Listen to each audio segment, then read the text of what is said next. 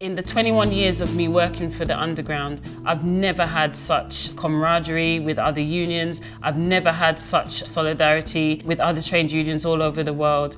And just the public support has been fantastic. We can't underestimate the importance of job security, especially right now in the period of such extreme insecurity for people in this country. When I first heard that I was going to lose my job and I'd been put on 12 weeks notice, I was devastated because I am a single parent and I'm a widow and I have my children and a mortgage to provide for. When the dispute was over, we felt relieved and we were able to go back to work. It was quite a big thing for quite a lot of people to actually be out there for 8 weeks for us on the strike line or on the picket line and actually being out with all their colleagues. When we won our dispute, which was a campaign for the living wage in Manchester, it felt great. It proved that we could actually achieve something by working together through collective action. People are standing up and fighting back. The time has come.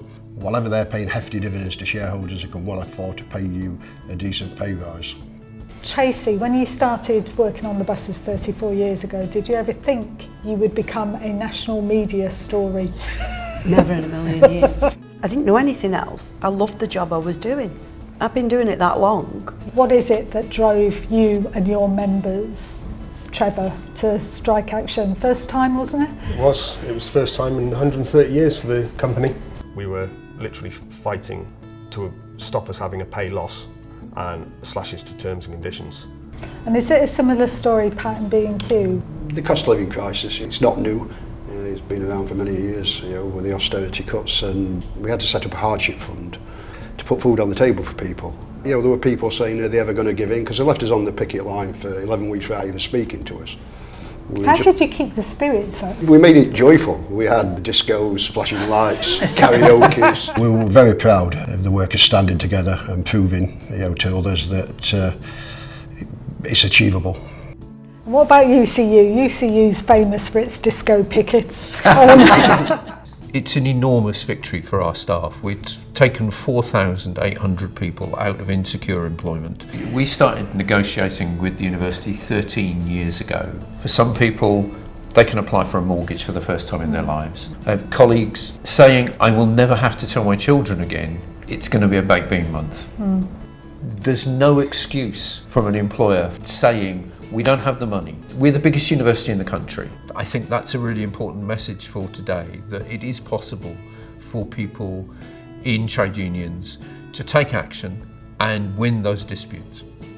Now, the campaign that you've been helping to lead, what made that take off? I think a lot of it was due to COVID, to be honest. We're going through a cost of living crisis and the Tory government are making consistent attacks on working people, so we need to stand together as one. I've heard about people going to food banks, people struggling to pay their rent, people being subsidised by universal credit and housing benefit, and it's just disgusting really.